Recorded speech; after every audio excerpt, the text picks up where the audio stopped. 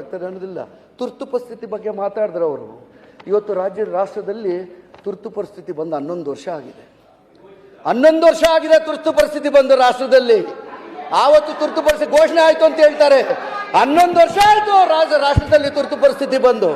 ಸ್ವತಂತ್ರ ಸಂಸ್ಥೆಗಳನ್ನ ಬಳಸ್ಕೊಂಡು ಅವ್ರ ವಿರುದ್ಧವಾಗಿ ಹೋಗೋರ್ನೆಲ್ಲ ಹತ್ತಿಕ್ಕುವಂತ ಕೆಲಸ, ಅದು ತುರ್ತು ಪರಿಸ್ಥಿತಿ ಅಲ್ವಾ?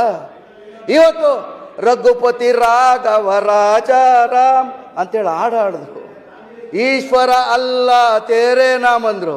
ಸೊಮೆ ಜನರು ಯಾರು ಬದುಕೋಕ್ಕೋಸ್ಕರವಾಗಿ ಮನ್ರೇಗಾ ತಂದು ಕೂಲಿ ಮಾಡ್ಕೊಂಡು ಬದುಕಲಿ ಅಂತೇಳಿ ತಂದಿದ್ರಲ್ಲ, ಅದಕ್ಕೆ ದುಡ್ಡು ಬಿಡುಗಡೆ ಮಾಡಿಲ್ಲ. ಅದು ತುರ್ತು ಪರಿಸ್ಥಿತಿ ಅಲ್ವಾ? ಮತ್ತೆ ಜನ ಗುಳೆ ಹೋಗೋ ಥರ ಮಾಡ್ತಾ ಇದ್ದೀರಾ, ಅದು ತುರ್ತು ಪರಿಸ್ಥಿತಿ ಅಲ್ವಾ? ಇವತ್ತು ನೀವು ತರ್ತಾ ಇರುವಂಥ ಬಿಲ್ಲು ಏನು, ಇವತ್ತು ಈ ಸದನಗಳಲ್ಲಿ ಗಾಂಧೀಜಿಯವರ ಹೆಸರುಗಳನ್ನು ಹೇಳ್ಕೊಂಡು ಗಾಂಧೀಜಿಯವರನ್ನ ಹೆಸರು ಹೇಳೋದಕ್ಕೆ ಅರ್ಹತೆಯನ್ನೇ ಕಳ್ಕೊಳ್ತಾ ಇದ್ದೀವಲ್ಲ ನಾವು.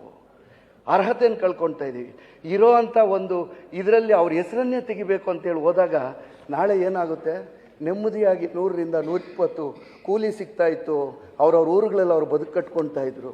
ನಾಳೆ ಬೆಳಗ್ಗೆ ಏನಾಗುತ್ತೆ? ಹಿಂದೆ ಇದ್ದ ಪರಿಸ್ಥಿತಿಗೆ ಹೋಗುತ್ತೆ. ಎಲ್ಲರೂ ಮತ್ತೆ ಗುಳೆ ಹೋಗ್ಬೇಕಾಗುತ್ತೆ. ಆ ಕಡೆ ಬೀದರವರೆಲ್ಲ ಮಹಾರಾಷ್ಟ್ರದ ಕಡೆ ಹೋಗ್ಬೇಕಾಗುತ್ತೆ. ಯಾದಗಿರಿಯವರೆಲ್ಲ ಬೆಂಗಳೂರು ಬರಬೇಕಾಗಿ ಬರುತ್ತೆ. ಇಂಥ ಪರಿಸ್ಥಿತಿ ಮತ್ತೆ ಬರುತ್ತೆ. ಅದು ತುರ್ತು ಪರಿಸ್ಥಿತಿ.